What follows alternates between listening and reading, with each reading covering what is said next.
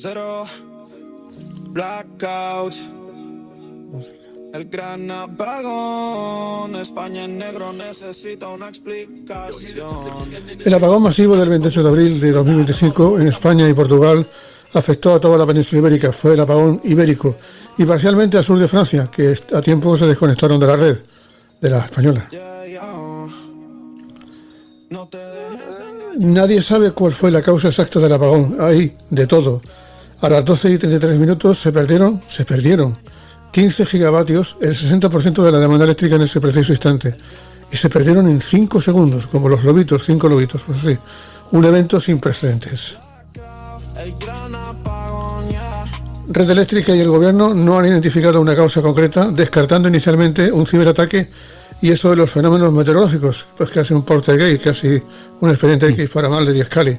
En fin, la especulación sobre la fiabilidad de las renovables, especialmente la solar, es curioso, se produjo, pero no fue respaldada con datos concluyentes y nadie pudo demostrarlo. Sin embargo, se le hizo daño comentándolo.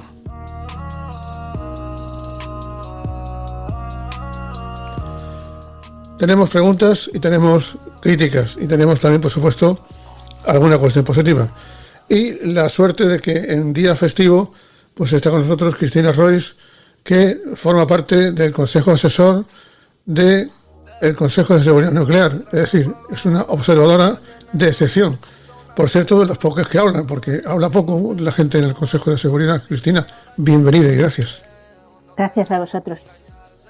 Está Carlos Arribas, que espero que se venga arriba porque tiene aquí una legión de amigos, como su nombre indica, su apellido, y que seguramente va a contarnos cosas tan interesantes como las que contó durante la Dana, que dieron la vuelta al mundo porque salieron en varias ediciones internacionales, yo no sé si lo sabes, pero tus declaraciones fueron comentadas. Y está también Dani López Marijuán, que tanto Carlos como Dani son especialistas en la gestión de residuos, que no son las malas personas, sino que son los residuos en concreto. Y ese tipo de cosas, como geólogo, como observador de la realidad, a mí me encanta que tengas un fondo eléctrico, cuidado con los cables de alta tensión. Y lo que tengo detrás es fruto de la inteligencia artificial de la última generación, y es una radio y es un par de velas a un lado y a otro, que era lo que había en mi casa. Una radio antigua, pero moderna, con placa solar, chiquitita, y una vela a un lado y una vela a otro, de San Antonio y de San Judas Tadeo, tratando de las causas perdidas. Porque hubo un momento en el cual no me creía nada de lo que estaba escuchando, de mis vecinos, porque no podía leer la radio, no podía ver internet, no podía salir a la calle.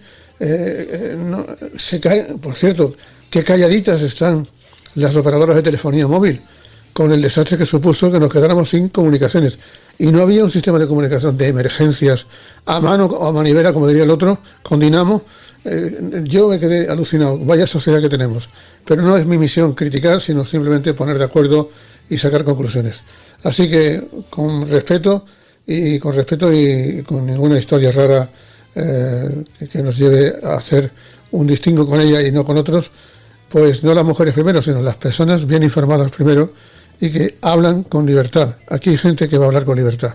Cristina, bienvenida, aunque mucha gente te observa y te dice que no eres del Consejo, sino que estás observando al Consejo. Eso no es malo, hay que hacerlo, ¿no? Bueno, es una cuestión de que entre la participación pública en el Consejo, sí.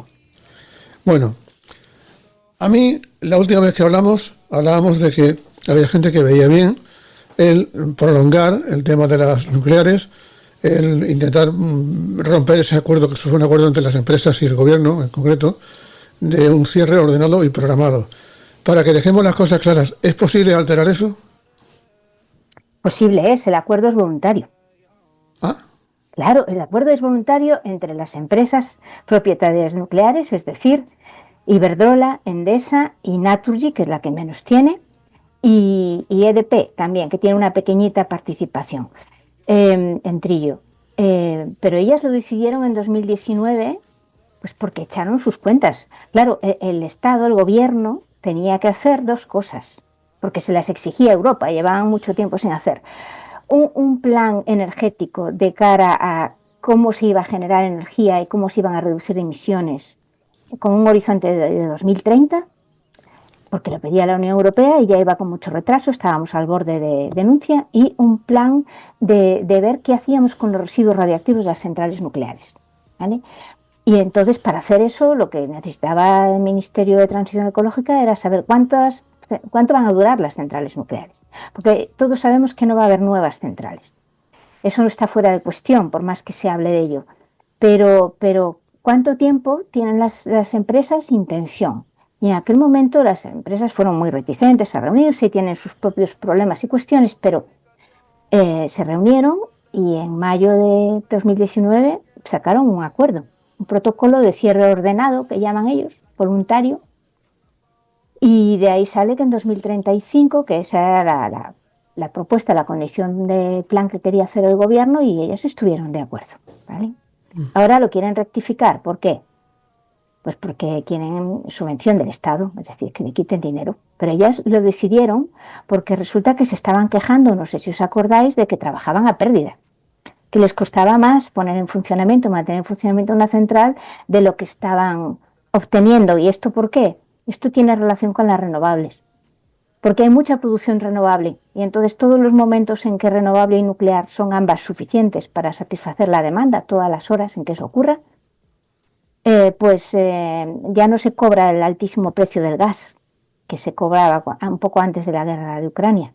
Claro, entonces sí que se pagaba bien la electricidad. Después se baja la electricidad para los consumidores, pero claro, también cobran menos las empresas. Y eso es lo que ha cambiado, sobre todo ahora. Como ya que el destripador, vamos por partes, ¿por qué falló el sistema eléctrico de una forma tan catastrófica, tan absolutamente clamorosa? ¿Cómo es posible? Si yo me harto de escuchar a los técnicos afines al gobierno y afines también a las empresas decir que es un sistema muy robusto, que tenemos un sistema muy robusto, pues tan robusto no sería, digo yo. En fin, ¿por qué falló el sistema eléctrico? Si es que falló, evidentemente. Pues mira, yo en esto me remito solamente porque no tengo formación ni trabajo en eso, pero sí a Jorge Morales de Labra. Yo creo que es una persona que tiene una empresa del sistema eléctrico, que ha sido asesor de Red Eléctrica 5 años para cuestiones de operación y no sé qué, y que viene hablando del sistema eléctrico en general en los medios. Estuvo en primera línea de la plataforma por un nuevo modelo energético en 2013, cuando os acordáis que el gobierno de PP cambió la política de remuneración de las renovables para aplastarlas, el impuesto al sol y todo aquello. Y bueno, sigue participando, sigue siendo miembro de la plataforma, lo dice él a veces. Entonces, yo me fío absolutamente de lo que dice, y él explica que, a ver, el sistema se considera robusto. En Estados Unidos, en Texas, hubo un apagón y a los 3 días todavía la mitad de la población estaba sin electricidad. Entonces, lo que él dice es, vamos a ver, se va a tardar mucho en saber lo que pasa. Hubo, creo que fue en 2013, un apagón en La Palma y en Tenerife, y tardaron meses en saberlo, porque resulta, mira, él lo cuenta así: en España hay 600 subestaciones eléctricas. En total tienen 10.000 posiciones, que son como los nodos, donde confluyen varias líneas eléctricas del país. Entonces, tienen en total estos 10.000 elementos para conectar, y existen 60.000 plantas generadoras. Plantas generadoras, claro, la mayor parte de ellas son instalaciones renovables, pero también están las nucleares y están las otras. Entonces, tienen que examinar 70.000 puntos y tienen que examinar 250 momentos dentro del intervalo de los 5 segundos para averiguar quién falló. Y lo que dice es que el fallo no fue solamente por una causa, que al menos fueron más de una, porque si no el sistema, digamos, tiene respaldo como para que esto ocurra a veces y no nos enteremos. Así que eso es lo que dice él. En cuanto a la causa, hay que ver, hay que esperar y hay que examinar, y todo lo demás es especular.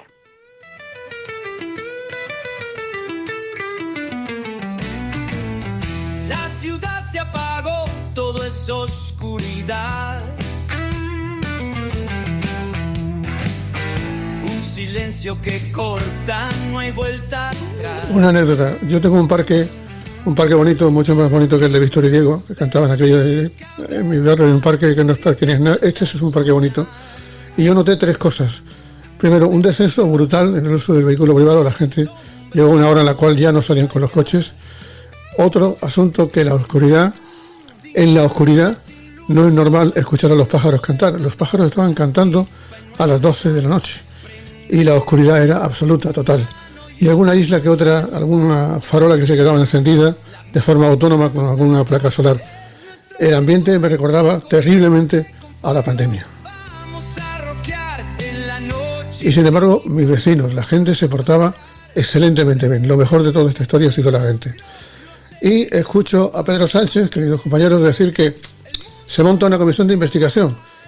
En este país se montan las comisiones, creo, como ya sabéis, para no llegar a ningún resultado o para plantear algo que luego después se ha de resolver fácilmente, pero poco más.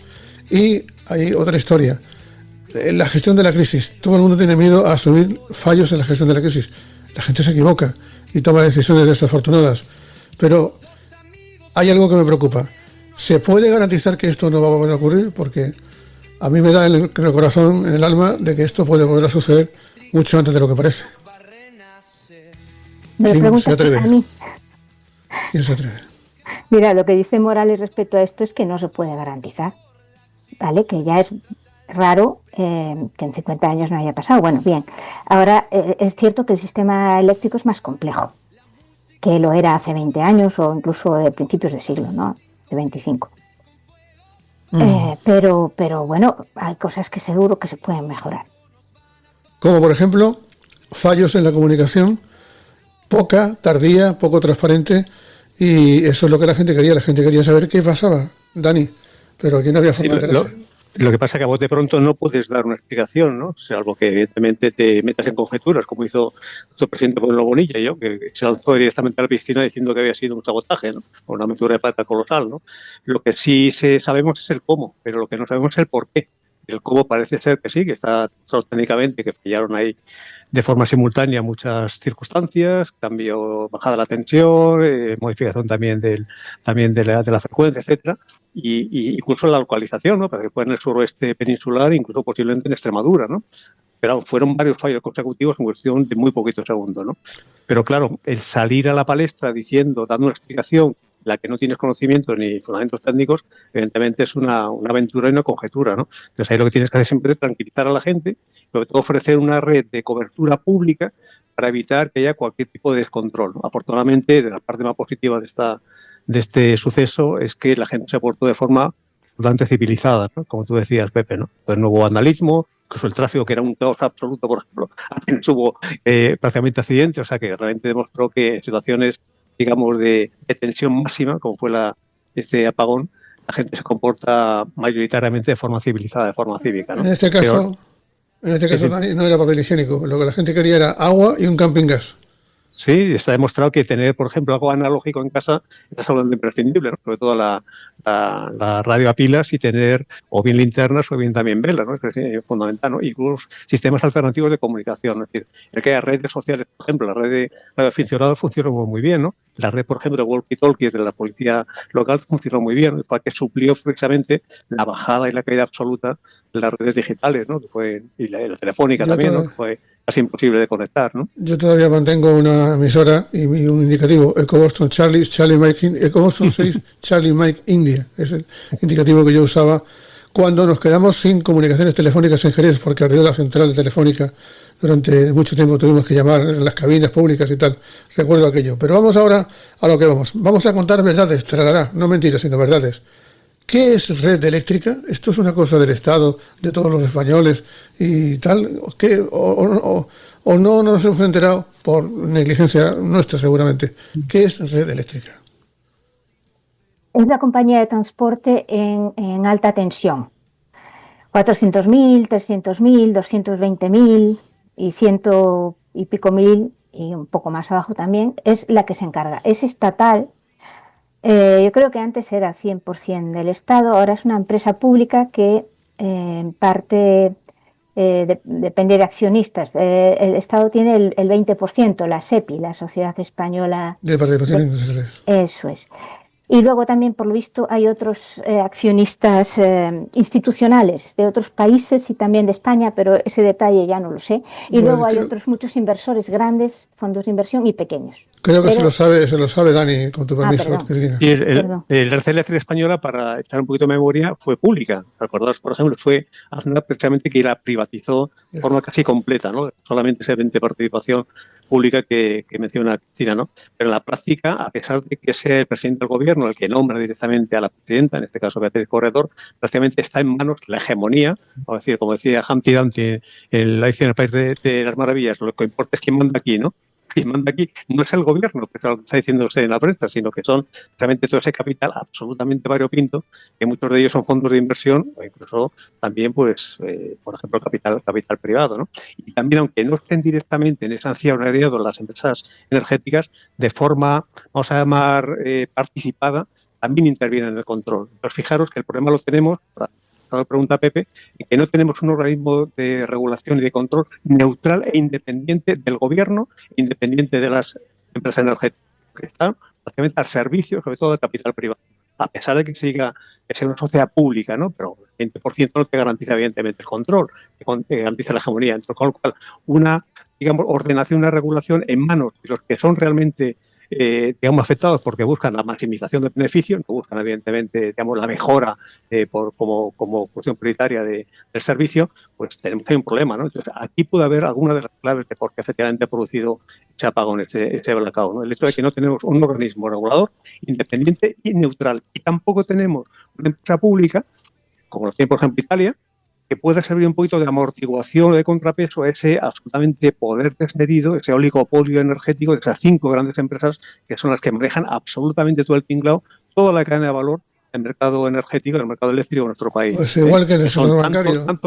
Tanto la producción, la generación, como el transporte, como la distribución y comercialización. Entonces, claro, cuando tienen toda la cadena de valor en sus manos, incluso el organismo regulador, de forma indirecta, de forma participada, también tiene el control. Evidentemente estamos en situación de subordinación absoluta, no tenemos un mecanismo precisamente de control independiente y neutral, ¿no? Entonces, esta es una clave de lo que, de lo que ha ocurrido. Vamos a llevar a Carlos, sin contar con que en el sector bancario va a haber 5 grandes bancos que van a controlar el 80% del negocio bancario en este país, si se produce lo que se va a producir en breve. Yo Carlos, con tu permiso, porque sé que tienes muchas cosas que contar, te quiero dejar algo en tu tejado, en tu casa, que es 5 segundos, 15 gigavatios. Quédatelo ahí y luego me haces un comentario de texto al respecto, porque yo no lo entiendo. 15 gigavatios, para entendernos, son 15.000 megavatios. O sea, un megavatio es la potencia aproximadamente de una gran instalación generadora de energía, por ejemplo, una central nuclear aproximadamente. O sea, es la potencia de 15 centrales nucleares. Estos son 15 gigavatios exactamente, porque la gente está oyendo esto y no sabe. Y es aproximadamente el 60% de la demanda energética en ese momento, en el momento que se produjo el... Con tu permiso, ¿me lo repites? Sí. O sea, 15 gigavatios equivale a 15.000 megavatios, que es para entendernos, un megavatio es la potencia... De Cofrentes, por ejemplo. 1.000 megavatios, lo he dicho mal, 1.000 megavatios es la potencia de una central nuclear, 1.000 megavatios. Entonces, eso sería equivalente a la potencia de 15 centrales nucleares, lo que desapareció, digamos, en la generación de energía eléctrica. Sí, yo quería comentar el tema de red eléctrica. O sea, la red eléctrica tiene 2 funciones. Por una parte, gestiona la red de transporte. Gestionar la red de transporte es los cables, las torres, aproximadamente 700 subestaciones eléctricas en donde se conectan los generadores de energía.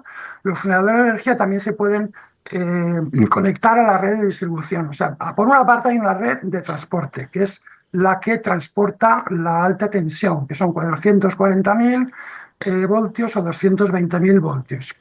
Y a esas centrales se conectan tanto los generadores como también los distribuidores, es decir, porque hay un reparto. Por una parte, la energía generada y por otra parte, la energía que se distribuye.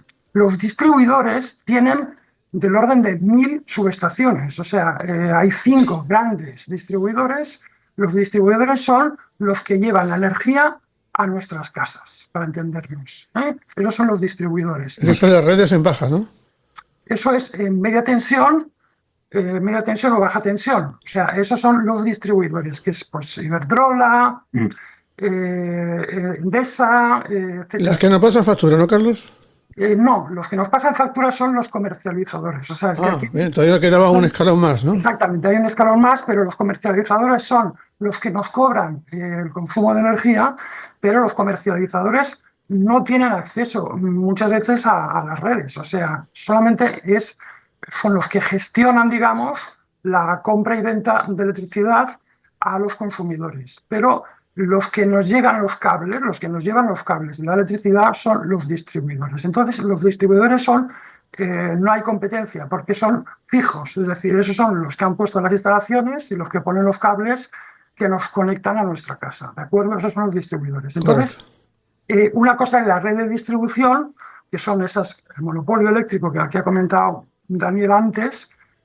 Estos son los distribuidores que tienen también subestaciones y en algunos casos, por ejemplo, hay algunas centrales fotovoltaicas que se conectan directamente a la red de distribución, no se conectan a las subestaciones de red eléctrica, pero generalmente los generadores de energía eléctrica se conectan y tienen que tener un permiso de acceso a la red de transporte, y esa es la gestionada por red eléctrica. Pero red eléctrica tiene otra función y es el operador del sistema. Porque hoy precisamente aparece un artículo en 5 días donde parece ser que había un Real Decreto Ley preparado por el gobierno Zapatero en donde se quería separar estas dos funciones. La función de operador del sistema, es decir, son los que dicen esta central entra a generar o esa central se apaga. Esos son los operadores del sistema. Correcto. Y gestiona la red de transporte de la electricidad. Entonces, claro, los generadores para generar y poder, digamos, vender esa electricidad generada, tienen que tener acceso a las subestaciones de red eléctrica. Y red eléctrica es el que da los permisos para que un generador, por ejemplo, una central fotovoltaica o una central eólica o lo que fuera, que quiere generar electricidad y quiere que esa electricidad se consuma, tiene que tener un derecho de acceso a una subestación de red eléctrica. Y aproximadamente hay 700 estaciones de red eléctrica, subestaciones de red eléctrica. Pues espero que el que esté al mando tome muchos cafés, porque se le va a marear con tanto dato y con tanto control.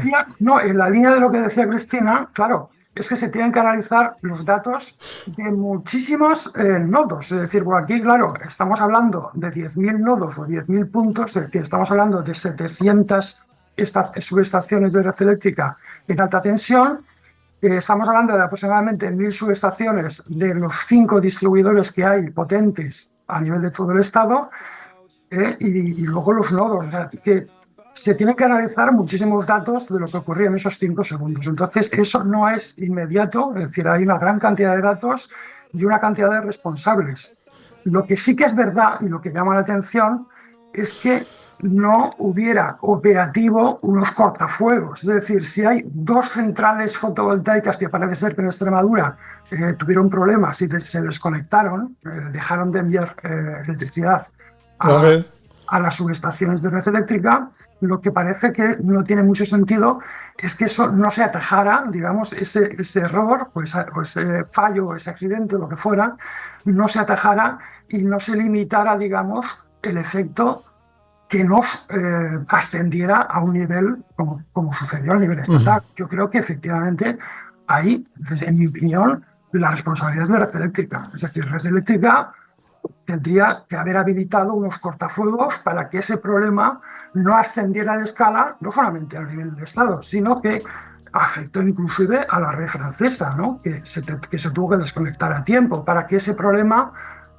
no ascendiera a Francia como sí que ascendió, por ejemplo, a Portugal. Y a otros países. Una hora, concreto, 12:33, ocurre ese fallo súbito. A las 12:56, Red Eléctrica declara el cero energético sin detallar causa alguna y comparece el director general de operaciones de la red calificando el evento como excepcional y estimando una recuperación en 6 o 10 horas. En Portugal, Luis Montenegro, el primer ministro, comparece, y aquí en España hay 3 comunidades autónomas que piden activar los niveles de emergencia, nivel 3 de emergencias, entre ellos la comunidad autónoma andaluza. Ahí estamos en un momento en el cual Si la gente está confundida, ahora comienza a estar preocupada, Dani. Sí, pues el problema, por lo que ha explicado Carlos, es terriblemente complejo, ¿no? El debate energético de una complejidad extrema, ¿no? Sobre todo por la cantidad de agentes, tiene una complejidad técnica también terrible y tal. Es muy difícil hacer este tipo de explicaciones y llegarlo a la opinión pública, ¿no? Que por otra parte no tiene generalmente una formación científica, digamos, muy perfeccionada, ¿no? Pero no obstante sí hay que identificar quiénes son los culpables. Por ejemplo, en este caso que tú señalas, Pepe, el hecho de que Beatriz Corredor no apareciera salvo transcurrir un mogollón de horas, pues digamos que es un papel político que tiene que ofrecer, no tiene ningún tipo de explicación. Ella tenía que haber, digamos, asumido la responsabilidad y empezar a dar alguna explicación, porque el operador tema, que es la que se ha derrumbado, la que se ha caído, ¿no? También es necesario, por ejemplo, el establecer algún tipo de explicación de por qué efectivamente esa salvaguarda para, digamos, limitar los efectos nocivos, ¿no? Efectos colaterales del apagón se limitara geográficamente y porque se extendió directamente no solamente a toda España, sino a toda la península, ¿no? Entonces hay que explicarlo, qué es lo que falló en concreto, ¿no? Y también por qué no había, por ejemplo, esa energía de respaldo, básicamente tiene que ser una energía gestionable, que como ha dicho Cristina, tiene que ser hidráulica y nuclear, básicamente, que limitara o que impidiera, por ejemplo, que ese apagón se produjera. No han dado una explicación de por qué no había hidráulica, que la había hidráulica de bombeo, la que puede funcionar en plan reversible, y aunque vean varios reactores nucleares parados, sin embargo, otros estaban operativos. ¿Por qué no entró en funcionamiento para evitar el apagón? O sea, hay muchas más preguntas que respuestas. Sí, y hay un terrible vicio de este país, de este puto país, que no termina de aprender. La politización, es decir, el mal uso de la política esa es otra. en el incidente. Entra Feijóo en escena, entra el PP Brutal. Y se monta la de Dios y se compara con la Dana y, en fin, yo quedo alucinado con esta historia. Esto envenena el debate, lo envenena. Una cosa que y hay una cuestión, un segundo, te dejo todo el tiempo del mundo porque podemos hablar lo que queramos. Y a partir de ahí, el caos, lo que evidencia son una cosa que acabas de decir, la dependencia absoluta que tenemos de la electricidad. No hay otras vías, no hay otros elementos, no hay un mix. Nosotros no tenemos un mix, no tenemos la Turumix, no tenemos más cosas. En fin, Cristina, tuyo es el tiempo. Era un poco, perdona, al hilo de lo que decía Daniel. Ciertamente, entre todas las cosas que fueron mal, una de ellas es la torpeza de los gestores y los políticos, ¿no? Lo que está contando por todos los sitios que puede este hombre que mencioné, Jorge Morales de Labra, lo podía haber contado Red Eléctrica. Es decir, hubo un fallo, sí, que lo localizan en la zona suroeste, vale. De ese primer fallo, a los milisegundos se recuperó el sistema. Hubo un segundo fallo, Francia se dio cuenta de ese primer fallo, 1,5 segundos después, y entonces Francia saltó y dijo, uy, España tiene un problema, yo no puedo permitir que me afecte a mí ni al resto de Europa que está conectada. Eso es, en principio, según este hombre, lo que es normal y tiene que pasar. Y 5 segundos después, otras centrales también se desconectaron, centrales españolas, pues para evitar el verse afectadas por el apagón. Y esto en principio es normal. La explicación que da este hombre es que redundancias en el sistema hay, porque este tipo de fenómenos pueden ocurrir muchas más veces y no nos enteramos. El problema es que hubo más de un fallo. Perdona, vuelve a repetir lo que acabas de decir. ¿Se puede ocurrir? Esto ocurre más veces, es decir, un sistema tan complejo como una red eléctrica, y mucho más hoy en día, tiene muchos sistemas dobles de protección, es decir, te falla una línea y antes de saltar tienes otra que entre, etcétera, etcétera, ¿no? Así que lo que él dice es que seguro que hubo más de un fallo en todo esto para que esto ocurriera, ¿vale? Por eso no ocurre más a menudo. Y por eso lo extraordinario es que hubiera más de un fallo y que fueran tales que se extendiera al país, aunque desde luego es mejorable. Y lo otro que quería mencionar respecto a lo que dijo Daniel también, que es interesante. Como se empezó a recuperar la red fue por dos cosas. Las hidroeléctricas, algunas hidroeléctricas que funcionan solas, quiero decir, tú pones a turbinar y generan, que había en el sur, en Andalucía y por ahí, y luego las zonas de conexión de Francia, que eran lo bastante estables como para que Francia le siguiera dando algo de alimentación. ¿Y a partir de ahí se generó. ¿Y Marruecos, Cristina? Marruecos también contribuyó, pero más tarde que Francia, porque por lo visto es una conexión bastante menos segura y estable para estas cosas. Simulacros de este tipo de apagones totales, por lo visto los hace Red Eléctrica todos los años, pero nunca lo habían puesto en práctica. Vaya. Y sobre las nucleares, importante. Las nucleares, independientemente de que uno le guste o no le gusten, se prolonguen o no se prolonguen, dado un apagón de este tipo, ellas se desconectan inmediatamente. Una nuclear lo hace siempre cuando pierde corriente del exterior y entonces entran sus sistemas de los generadores diésel a darle el alimento eléctrico para enfriar, que la central se para la reacción en cadena, pero aquello está sumamente caliente. Si no se refrigera, entonces tenemos fusión de núcleo y todo lo que pasó en Fukushima y que ya sabemos, ¿no? Entonces, son sistemas automáticos y entran más de una vez, debido a la desconexión de red, por ejemplo, por tormentas y tal, sobre todo en las centrales catalanas, entran más de una vez. O sea que las centrales nucleares en estos casos lo que hacen es desconectarse, mantenerse autorrefrigerar, cruzar los dedos de que no haya ningún problema con esta refrigeración, porque si no, ahí sí tendrías un problema muchísimo más serio de tipo nuclear. Y entonces, ¿quiénes entran a funcionar y salvan el asunto? Las hidroeléctricas, que pueden funcionar solas, que tienen que alimentar a las de gas. Las de gas no pueden arrancar solas. O sea, las centrales de ciclo combinado, ¿no? De ciclo combinado no pueden arrancar solas. Tienen que tener una conexión eléctrica para arrancar. Y se las dan, y esas líneas se priorizan, según explica este hombre, se las dan las hidroeléctricas. O sea, y luego poco a poco, a medida que el sistema es estable, se van poniendo centrales en marcha viendo que aguantan y que todo va bien. Por eso los trenes no tenían alimentación. Los trenes rápidos, además, consumen mucho y dependiendo de su velocidad gastan más o menos, con lo cual son un factor que cambia el consumo de la red. Y una red eléctrica, el consumo y la generación van al mismo tiempo. Tienen que casar, tienen que encajar. Si no, saltan, que fue lo que pasó. Todavía recuerdo que el curso en el que me enrolé de embajador del cambio climático con Al Gore, que pudo haber sido presidente de los Estados Unidos, y ponía en marcha un programa. Y había una película que nos reclutaba mentalmente a todos y nos predisponía al curso, que se llamaba Una verdad incómoda. A mí me gustaría saber, según vosotros, cuál es la verdad incómoda en esta situación, Carlos. Vamos a ver, yo creo que hay que situarnos en el día 28 y yo creo que antes también, es decir, Semana Santa.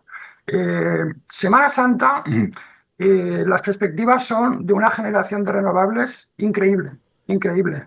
Había la eólica que está funcionando muy bien, había unos almacenamientos de los embalses que estaban alrededor del 70% de llenado, y estábamos en primavera, por lo tanto la energía fotovoltaica iba a ser accesible. Entonces, ¿qué deciden los propietarios de las centrales nucleares? Desconectarse, porque decían que el precio de la electricidad en ese momento o en esa semana iba a ser tan bajo que no les iba a resultar rentable. A mí hay algo que se me resquebraja, ¿no? Porque todos hemos sabido que las centrales nucleares son digitales, o sea, funcionan a 1 o funcionan a 0. Y que no podía modificar la carga. En los últimos meses, en los últimos años, estamos viendo que eso no es cierto, que modifican la carga. En algunos fines de semana, por ejemplo, cuando baja el consumo, la carga disminuye. Es decir, meten un poquito las barras, cede la fisión no es al 100% y la energía térmica que se genera ahí es menor, por lo tanto, la carga es menor. Pero es que, claro, ahora lo que pasó en esa Semana Santa es que desconectaron y solamente se quedaron dos centrales funcionando. El día 28 solamente había 2 centrales nucleares funcionando. El resto se habían desconectado porque no les salían las cuentas. Pero es que yo quiero decir algo más. Un momento, Carlos. ¿Que no les salían las cuentas a quién? Económicas a los propietarios de las centrales. Es decir, lo que tienen que pagar de la fiscalidad por la gestión de los residuos y la fiscalidad eléctrica, es decir, de un generador eléctrico, no les compensaba lo que iban a cobrar por la electricidad en esa semana. Y continúa, después de la Semana Santa, continúa ese mismo proceso. Es decir, las centrales nucleares no se enganchan a la red y el día 28 solamente hay 2 centrales nucleares. Pero es que hay más. Es decir, no teníamos prácticamente hidráulica en ese momento. Y la hidráulica también está gestionada por el monopolio. Y la hidráulica también controla los precios. Es decir, si los precios que le iban a pagar a la electricidad hidráulica, ¿no?, generada por los saltos hidráulicos, no era suficiente para sus intereses, no conectaban las centrales hidráulicas. Y entonces el día 28 había muy poca hidráulica conectada a la red. Por lo tanto, el día 28 era una situación peligrosa, pero yo creo que buscada por el monopolio. Es decir, el monopolio había planeado que había muy poca energía de respaldo en esas fechas, por sus intereses económicos. Yo creo que esa es una línea de investigación que supongo que llevarán los juzgados o llevarán la investigación que se lleve, pero yo creo que esas dos líneas son dos líneas importantes. Es decir, no había energía de respaldo suficiente y, por lo tanto, como ha dicho Cristina, las centrales nucleares se desconectan automáticamente cuando no tienen energía de la red y están en situación de prealerta. La central nuclear de Cofrentes entró en una situación de prealerta. Sí. ¿Por qué? Porque refrigerar una central con los propios generadores de diésel es una situación de peligro. Es una situación enormemente peligrosa. Pero eso no nos lo van a contar, Carlos. Eso lo cuentas tú. Si los generadores fallan, y eso ha pasado alguna vez, los generadores fallan, es decir, no se suministra la suficiente energía eléctrica para que funcionen todos los sistemas de control y de refrigeración del núcleo, la central se nos va al garete. O sea, y se abrió, no solamente en la central, yo conozco la central de Cofrentes porque la seguí, pero creo que esa situación de prealerta también se extendió al resto de centrales nucleares que se alimentaban por energía eléctrica propia. Okay. Una cosa, respecto al respaldo. A ver, en aquel momento la solar producía tanto que se estaba... ¿Qué es el respaldo, Cristina? ¿Qué es el respaldo? El respaldo es tener una forma de producir electricidad que tú puedas gestionar, es decir, ahora apago, ahora enciendo, ahora subo potencia, ahora bajo, para complementar, si te hace falta, cuando hay la producción eólica y solar, pues no es gestionable. Cuando tienes viento, y cuando no lo tienes, no lo tienes. Puedes desconectar parques, pero no tienes otra manera de gestionar, ¿vale? Normalmente se desconectan porque la nuclear no hay respaldo en el sentido de que es muy poco gestionable, solo puede bajar potencia un 30%, y esto normalmente hasta ahora no lo hacían, lo hacían muy poquito. Incluso durante la pandemia bajaron la potencia, pero muy poco. Lo que sí fue sorprendente fue el año pasado, otra vez en primavera, que pararon Cofrentes y Almaraz, y pararon porque no querían entrar en casación, porque decían que les costaba más estar funcionando de lo que iban a cobrar. Y lo volvieron a hacer. Los dos reactores de Almaraz pararon este 15 de abril. Y el reactor Almaraz 1 todavía está parado.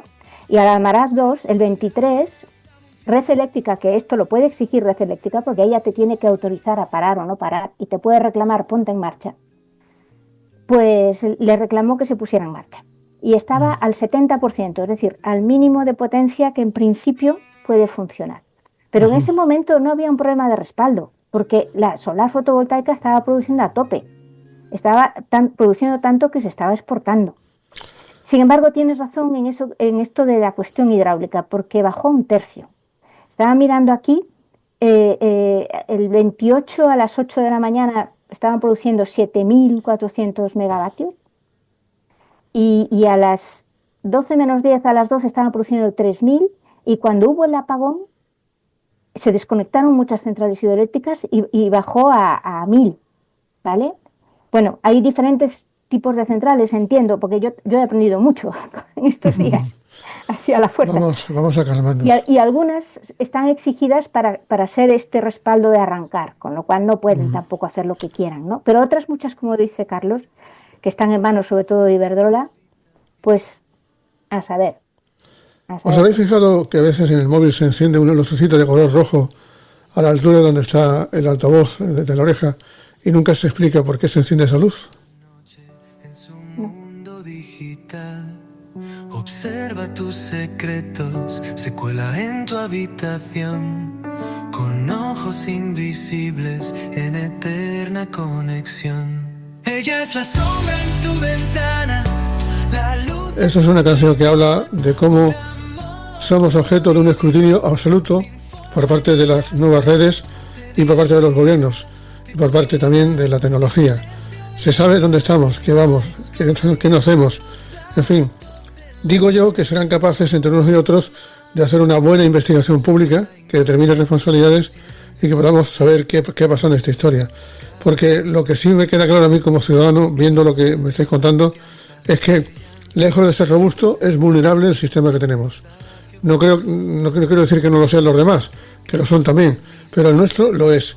Y luego la dependencia de interconexiones muy limitadas con Europa, un problema que lleva décadas sin resolverse, y Europa podría ponerse manos a la obra, aparte de montar un ejército europeo y dotar de presupuesto de defensa, pues podría dedicarse a estas historias, porque estas historias sí que importan y sí que son imprescindibles para la supervivencia.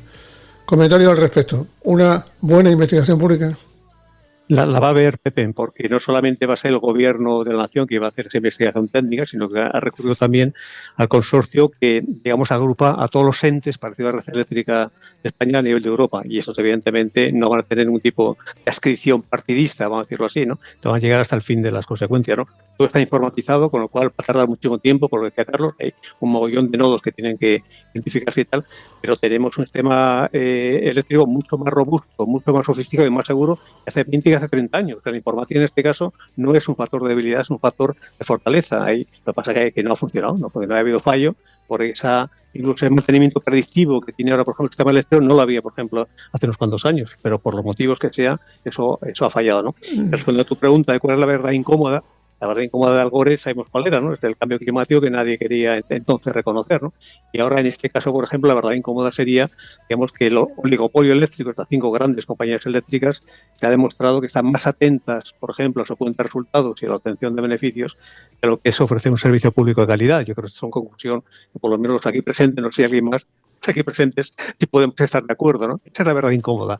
Eso lo hay que empezar a desvelar, y porque efectivamente esa salvaguarda que ellos técnicamente la tenían perfectamente asegurada, no la hicieron operativa. ¿Debido a qué motivo? Un motivo puede ser lo que decía Carlos también, ¿no? Es decir, que, como sabemos, cuando hay una sobreproducción de energía limpia, energía renovable, el precio de kilovatio hora pasa a 0, incluso a -1. Es decir, tienen que pagar por volcar electricidad a la red, ¿no? Entonces, en muchos casos, digamos, estas compañías eléctricas no les interesaba, vamos a decirlo así, de forma clara, de forma por lo menos, digamos, un poquito orientativa, introducir, por ejemplo, kilovatios hora porque no ganaban dinero por ello, vamos, para decirlo de forma clara, ¿no? Entonces, eso puede ser una clave. No digo que sea la explicación de por qué se produjo el blackout, ¿no? Pero una explicación puede ser también que efectivamente la cuenta de resultados no le funcionaba bien, tenían que volcar, por ejemplo, energía eléctrica a precio 0 o a precio -1, ¿no? O sea que el 0 significa muchas cosas. Sí. Necesito una aplicación. Los enemigos de las renovables están felices y ahora quieren más nucleo. No te dejes engañar, 0, blackout, el gran apagón. No te dejes engañar, 0, blackout. Cuando se cuentan cosas que interesan y se hace con pasión y con conocimiento de causa y con libertad, se te pasan 44 minutos como en un santiamén, que es lo que llevamos hablando de esta historia. Así que vamos a ponerle con tranquilidad punto final, con reflexiones, con ideas, con algo que queráis explicar, contar a la opinión pública. Teniendo en cuenta que la gente no toda es experta, terminamos aprendiendo todos, incluso los que creemos que lo sabemos todos, los maestros lindres, o sea, los periodistas, terminamos aprendiendo porque aquí han pasado muchas cosas y hay muchos conceptos que se cruzan y hay muchas responsabilidades que se cruzan también, pero también hay mucha gente muy lista que sabe cómo escurrirse, como dirían en mi pueblo, escaquearse. Pero aquí yo creo que al final daremos con ellos. Así que, si os parece, comentarios por vuestra parte, los que queráis. Sí, yo quería comentar que, claro, que visto desde fuera parece, claro, viendo la respuesta de los medios de comunicación de la derecha, vamos a llamar la caverna mediática, ¿no? O sea, se han puesto todos de acuerdo en decir que la culpa es de las renovables. La culpa de las renovables, y que si las centrales nucleares se prolongan la vida pues no sé cuántos años más, lo tenemos todo solucionado. Ese argumento no tiene base. Ese argumento no tiene base. O sea, estamos embarcados en una transición energética y en una transición ecológica, porque además disparan ya contra todo, disparan contra los objetivos de desarrollo sostenible, la Agenda 2030. O sea, todo lo meten ya en el mismo paquete, ¿no? Y esto es absolutamente incierto. O sea, estamos en una transición ecológica, en una transición energética. Vamos hacia un 100% de un sistema eléctrico renovable y tendrá que funcionar, tendrá que ser sólido, porque si no, alguien tendrá que demostrar que un sistema 100% renovable no es viable. Escuche, don Carlos, esta canción. Un segundo. Centrales que dieron luz, ahora se despiden, mientras en el horizonte la esperanza se decide. Renovables sí, por supuesto, pero así no. Lo que me pregunto es cómo va a ser, yo no sé. Renovables sí, pero a cualquier precio, porque esta mañana yo he tenido 5 llamadas telefónicas desde Córdoba y Jaén, donde me ha dicho: Pepe, las fotovoltaicas, los olivares. Pepe, las fotovoltaicas, los olivares. ¿Qué me querían decir con eso, queridos compañeros? ¿Quién se lo sabe? Ese es otro debate, Pepe, lo acabamos pendiente, ¿no? De cómo hacemos una transición energética absolutamente necesaria de 100% renovable, ¿no? Una debe ser, efectivamente, que el autoconsumo tenga mucho más potencia, porque son los grandes parques fotovoltaicos y eólicos que también son necesarios, ¿no? Claro. El último número de renovables, de energía renovable, decía, por ejemplo, que nosotros estamos en un porcentaje solamente de fotovoltaica, por ejemplo, autoconsumo absolutamente ridículo, el 20%, cuando en Alemania, por ejemplo, está al revés, el 80% es autoconsumo y el 20% son grandes empresas, ¿no? Para que veáis la diferencia de modelo de despliegue de energía renovable, ¿no? Pero sí, hay que decir que el 100% renovables el sistema eléctrico no solamente es posible, sino que es necesario y es justo, hay que hacerlo. Pero para ello necesitamos, para decirlo de forma muy clara, más almacenamiento, que es un debate que también está pendiente, es decir, necesitamos, puesto que no es gestionable, necesitamos como, por ejemplo, cuando ese kilovatio prácticamente está a cero, podemos inyectar la electricidad de forma química y almacenarla para cuando ya el kilovatio sea necesario. Las interconexiones hay que discutir efectivamente si aumentamos o no aumentamos, porque su impacto ambiental es terrible, sobre todo en el caso, por ejemplo, de la interconexión con Francia y tal.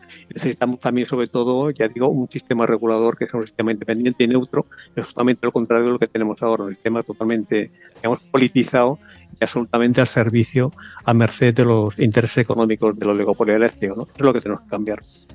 Transformarse, centrales que dieron luz ahora se despiden, mientras en el horizonte. Pero insistimos, se despiden porque estaba programado todo y acordado. Carlos, te interrumpí antes, pero Sí, no, vamos a las ver. renovables a cualquier precio. Hay centrales que se han cerrado, la central térmica de Teruel, por ejemplo, ¿no? De Andorra, en Teruel, o sea, esto es una central súper contaminante, una de las centrales más contaminantes de Europa. La central térmica de Carboneras, litoral, Carboneras, o sea, todas esas centrales han pasado a mejor vida, porque ya no eran, ni siquiera eran rentables, es decir, no eran económicamente rentables, pero es que ambientalmente eran un cáncer. Entonces, ese tipo de centrales tienen que desaparecer como ha desaparecido prácticamente la térmica de carbón, ¿no? En todo el estado. Y respecto a esto que decía Daniel, que esto es otro debate, ¿no? Es decir, el tema de los olivares. Un olivar intensivo con fitosanitarios en donde se permite la caza tiene también una serie de impactos muy graves. O sea, no vamos a idealizar el paisaje de olivares intensivos, que se necesita mucha agua. No todos los olivares son de secano. Sí. Esa es otra idea también bucólica. Ese es un debate en el que nos meteremos con empresarios, con gente del sector. Vamos a entrar. Hay gente que no quiere que entremos, vamos a entrar. Y bueno, humildemente te digo que es un gran debate que afecta a mucha gente con buena voluntad que cree que va a solventar la vida de su familia, de sus niños, de su núcleo familiar, porque le va a llegar una paguita directamente de la compañía. Y no sabemos, por cierto, las compañías son siempre las mismas. ¿Será que no hay más compañías en España? Es una crítica que hago. Cristina, me quedan muchas cosas claras, pero la más importante de ellas es, escucho, te lo pregunté la última vez, que Francia va a montar un plan nuevo con pequeños reactores nucleares de menor porte y que va a seguir apostando por energía nuclear, porque entre otras cosas luego no la venden y la compramos y usamos energía que no es verde, aunque ellos insisten en ello. Mira, yo creo que el asunto en Francia está en otro sitio. Francia está atrapada en lo nuclear. Tiene 56 reactores y tiene problemas técnicos, claro, que aparecen inesperados, por mejor que hagas las cosas. En toda una serie de reactores, hace no muchos años, durante la pandemia, tenía la mitad de sus centrales paradas, ¿vale? E importaba un montón de energía. Esto de la importación de nuclear, la exportación de solar, en realidad es una cuestión de negocio, ¿vale? Eso muchas veces lo decide la disponibilidad de energía en cada sitio y los operadores que se dedican a eso, ¿no? Las empresas que se dedican a eso.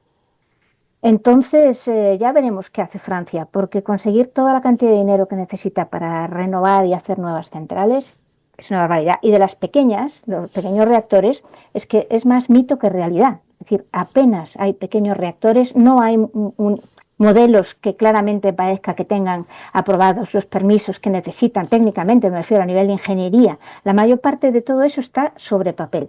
Y a mí uno de los aspectos que más me preocupan de eso es que intenten metérselos a países que no tienen capacidad de gestionar lo nuclear, ¿eh? Ya están rondando a países africanos como Ghana, donde intentan, bueno, Ghana y otros varios, intentan que empiecen a pensar lo nuclear como una fuente de energía.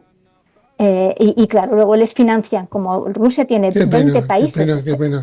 Claro. Ya llevamos los residuos allí, para que hagan con ellos lo que más colonialismo, así es. Eso y ahora les vamos a llevar muy grave. Y solo decir que hay impactos que se ven mucho y hay impactos mucho más graves que se ven poco. Y esos son los residuos radiactivos. ¿Vale? Pero nucleares, bueno, habrá quien te diga que no hay otra forma más barata de hacer progresar a un pueblo que esa, energéticamente hablando. Pero es que es mentira. ¿Qué le vamos a hacer? Claro, algunos mienten, otros desconocen. Y al final es todo un batiburrillo donde la propaganda nuclear es incesante. Otra de las cosas que hay que hacer es cerrar las centrales nucleares. Y bueno, la transición energética yo creo que tiene que ir también por ahí. Y luego las de ciclo combinado también, ¿eh? Todos los combustibles fósiles, dejarlos cerrados y parados. Es cierto, pero cuando empecemos a hablar de los residuos radiactivos, de construir el almacén geológico en profundidad y de dónde se pone, ya veremos. Pero eso es una de las cosas que los políticos no quieren tocar, porque claro, de ahí no sacan ningún rendimiento bueno, solo sacan problemas. Y que por supuesto las centrales tampoco quieren tocar. Su historia es: no te preocupes por los residuos, no te preocupes, deja que sigamos funcionando y así recaudaremos más. Bueno, los residuos me temo que vamos a tener que pagar nosotros bastante, pero aparte de eso está en que si quieres hablar de territorios de sacrificio, pues ya tenemos ahí en Córdoba, ¿no? En el Cabril, un territorio de sacrificio, el único cementerio nuclear que tenemos en España, de los residuos de baja y media, y de muy baja. Y el ATC que se quería hacer en Cuenca, en fin. Los residuos se tienen que quedar aquí, no podemos llevarlos al desierto africano. En la recopilación de hechos que sucedieron en aquellos días, en aquel día en concreto, mejor dicho, me di cuenta de una cosa, que nadie hablaba de blackout, excepto Iberdrola. Fue la única que hizo una mención al blackout y me llamó mucho la atención. ¿Por qué ese miedo a utilizar esa denominación, esa palabra en inglés? Carlos. Bueno, los que hemos estado trabajando sobre los peligros de la energía nuclear era una posibilidad. Siempre hemos visto cuál sería la respuesta de una central nuclear ante una situación de apagón, ¿no? Y que es una situación, como he dicho antes, de gran riesgo. Entonces, es algo que los que diseñan los reactores y los que manejan eso saben perfectamente de lo que están hablando, evidentemente. O sea, como antes se ha comentado, ha habido situaciones de tormentas, situaciones de temporales, en donde ha habido sobretensiones, en donde no había disponibilidad de la energía eléctrica que debía llegar a las centrales para su mantenimiento, y ha habido situaciones de apagones. Entonces, claro, una situación de blackout. Y lo que pasa es que un blackout generalizado como el que hubo el día 28, ¿no? Y que duró casi un día, esto es algo novedoso en España, ¿no? En otros países sí que ha pasado, pero en España es algo novedoso.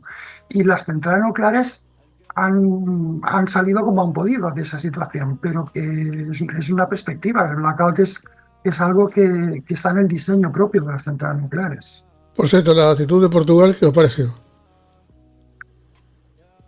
Pues ahora no se quieren conectar porque viendo lo que pasó y que puede volver a pasar, ahora mismo Portugal ni está importando ni está exportando electricidad, pero claro, le vino el problema, vamos, todo parece indicar que le vino del Estado español, ¿no? Y entonces, pues ahora mismo están en una situación de desconfianza respecto a la posibilidad de que pueda volver a pasar, y ahora mismo ha cortado las conexiones, ¿no? Eso es lo que parece ser que está pasando hoy, que no hay ni importación ni exportación de electricidad, cuando normalmente España exporta electricidad a Marruecos y a Portugal, Y en los últimos tiempos, en los últimos años también a Francia, porque hay una gran cantidad de energía renovable y se ha cambiado, porque antes importábamos electricidad de Francia, ahora en los últimos años la tendencia es a exportar electricidad a Francia, ¿no? Y en el momento del blackout del día 28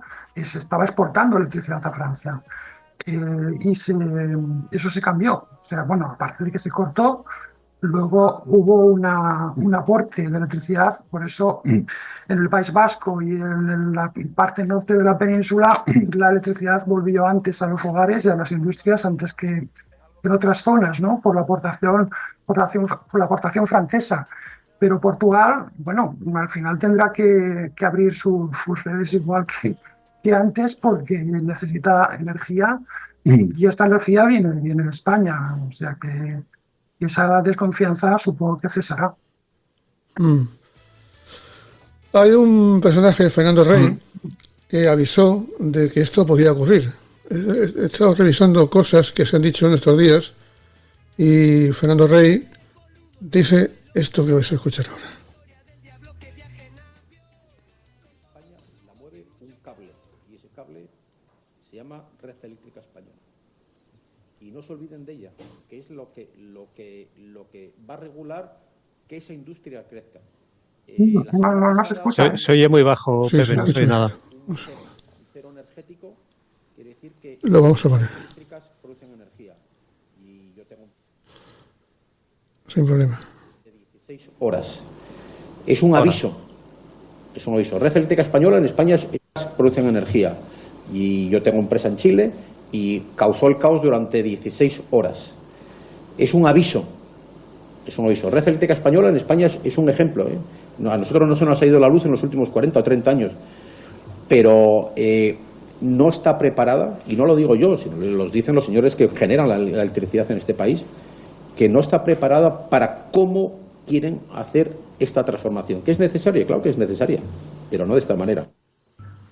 ¿Qué os parece? Yo tengo la impresión de que Red Eléctrica es realmente una compañía que técnicamente, no digo que no esté gestionada o los intereses políticos que la lleven, pero en la alta tensión yo creo que técnicamente, comparado con otros países y con las inversiones de otros países, probablemente está bien. Y no lo digo por mi opinión personal, que no tengo conocimiento, sí por lo que he oído, digamos, la gente dentro del sector. Sí, muchos ingenieros eléctricos dicen que es un modelo a nivel mundial incluso. El sistema de operación, mantenimiento, sistema de escala, vamos, es un referente, ¿no? Pero hemos tenido la mala pata, una suerte de tener esta desgracia, ¿no? Pero sí, tenía un referente español a nivel técnico, no a nivel político de gestión. Hablemos un poco muy solvente. A nivel ciudadano en el vecino, ¿cómo os pilló el blackout? ¿Qué estabais haciendo? ¿Lo esperabais, no lo esperabais? ¿Cómo os enterasteis? No esperaba nadie, Pepe. Pero yo tenía mi linterna, tengo la linterna esa potente, por ejemplo, y pude leer durante toda la tarde y toda la noche. Tenía una radio antigua que no tenía pilas. Pero no tenía el hueco para radio, coño, a ver, compro las pilas, que no esperaba eso, ¿no? Pero vamos, yo pude leer, por lo menos. Estuve ocioso. Yo tenía pilas en la radio y estábamos pendientes de la radio e intentando contactar con la familia, sobre todo la joven, que nunca sabes dónde está. Carlos.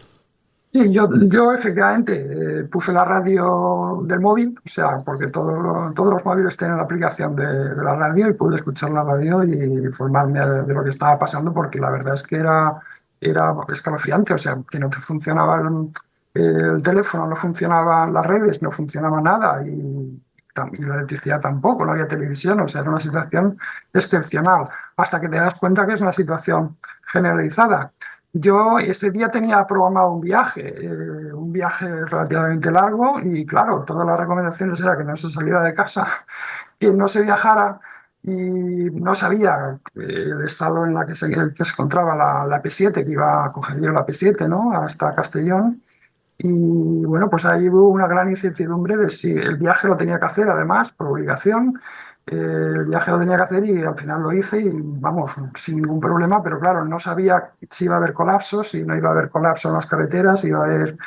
en una situación como digamos, muy, no sé, como que te echas a la piscina y no sabes si hay agua o no hay agua, ¿no? O sea, es una situación bastante, digamos, vamos, atípica y yo no lo he vivido nunca, evidentemente. Inquietante. Pues a mí me pilló... Yo tenía un webinario previsto, ¿te acuerdas? El de hidrógeno verde y de biomasa y de biogás, que lo tuvimos que aplazar. Lo vamos a hacer el mes que viene.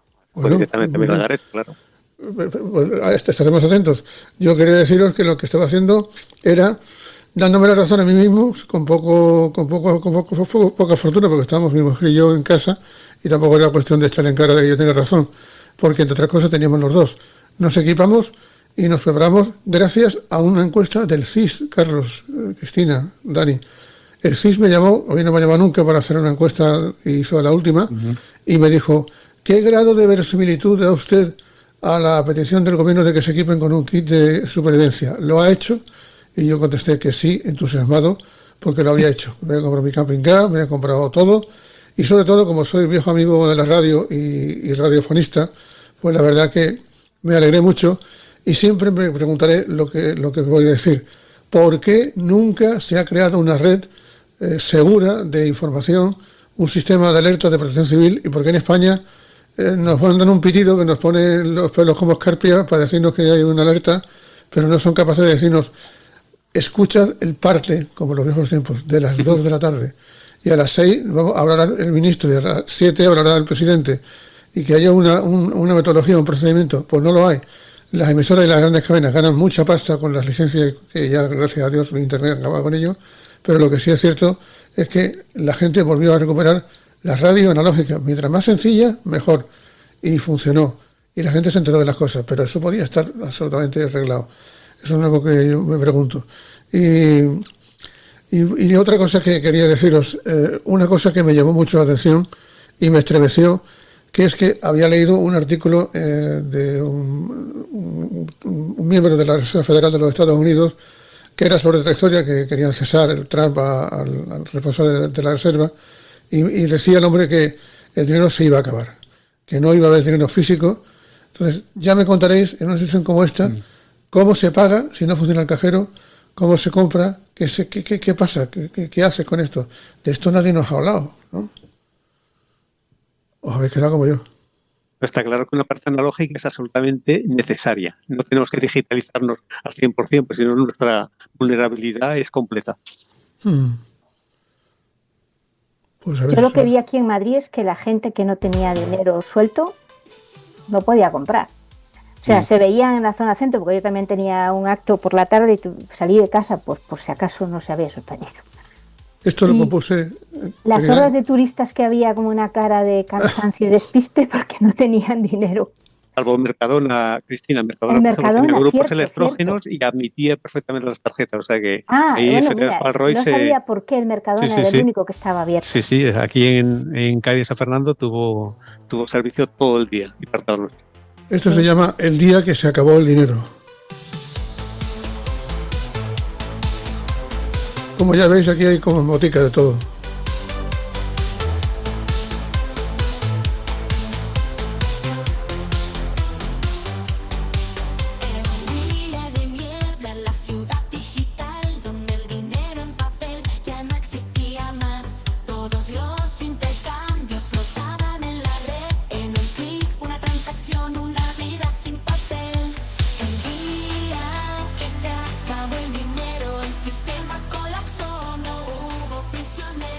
Aún hay margen para que los hackers, qué divertido ha sido escuchar lo de los hackers, lo de Putin.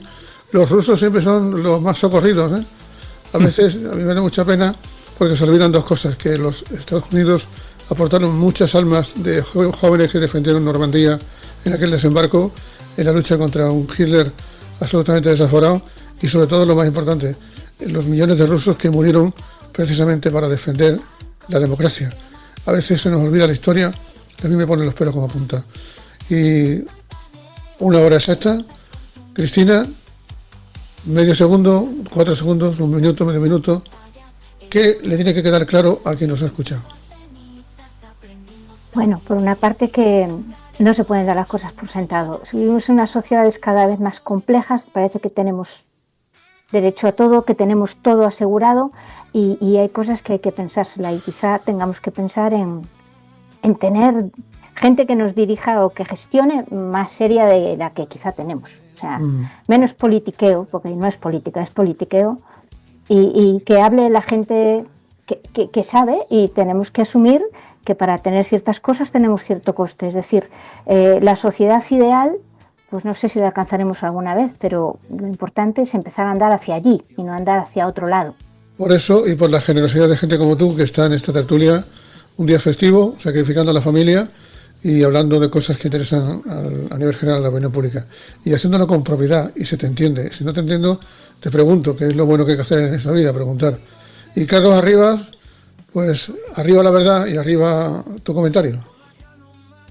Sí, pues no, yo diría que el tema de seguridad en este momento que estamos viviendo, ¿no? El tema de la defensa, la necesidad de la defensa estratégica, de aumentar la inversión en armas, que yo creo que tenemos que tener un concepto más amplio, o sea, más amplio el concepto de seguridad. Y la seguridad, uno de los componentes es la seguridad energética también, es decir, que tenemos que tener una seguridad de que no vuelva a pasar esto más, y tenemos que tener también una seguridad de que vayamos a un sistema energético más limpio y que sirva efectivamente para contrarrestar o para mitigar el cambio climático que estamos viendo que cada vez vamos a más, ¿no? Entonces, bueno, pues esos son los dos mensajes, o sea, seguridad sí, pero seguridad energética también, pero seguridad de una transición energética justa y que vayamos a un sistema energético limpio y que no deje a nadie fuera. Y el supervisor científico de esta tertulia, Daniel. Pues yo voy a recurrir a un criterio de autoridad, nada menos que a Carlos Marx, que decía que todo lo que era sólido se desvanece, ¿no? Estamos viendo cómo se cumple, ¿no? Las décadas después, ¿no? Entonces, para dar fortaleza, efectivamente, vivimos en situación de vulnerabilidad extrema más que nunca.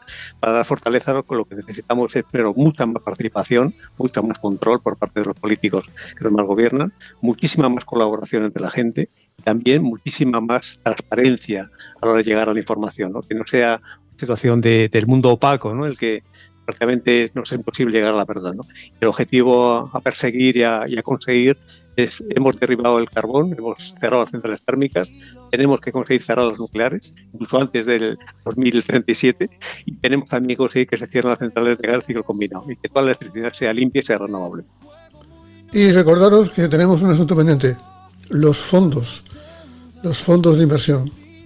¿En qué están metidos? ¿Qué hacen? ¿Y qué mueven de la economía? Están metidos en todo. Su sombra dejarán. Buitre Canal ya. Ay, que viene el fondo buitre sin corazón. Negocio a cambio de penas. Qué gran traición.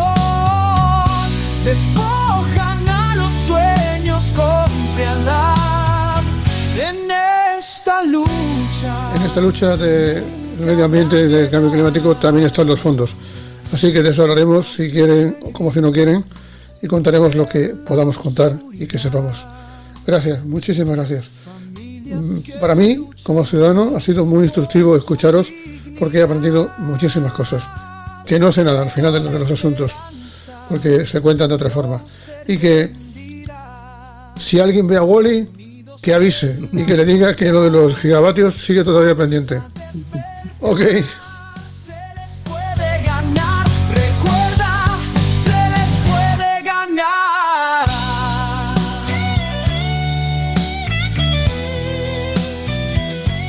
Gracias, Valencia. Gracias, Madrid. Gracias, Bahía de Cádiz.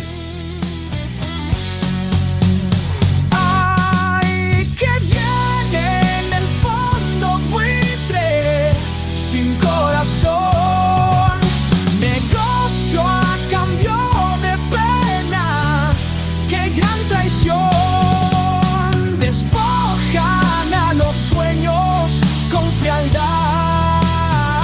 En esta lucha nunca habrá piedad. Se le puede ganar, se les puede ganar. Cero, blackout del gran apagón.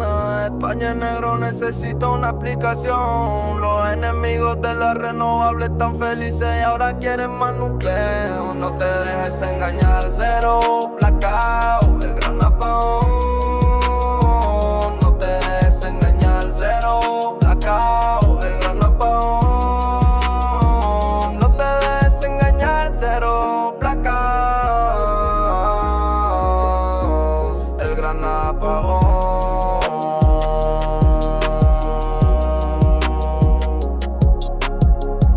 Este país ha sufrido mucho en estos meses y no vamos a dejar pasar ni una. Es algo que tenemos claro.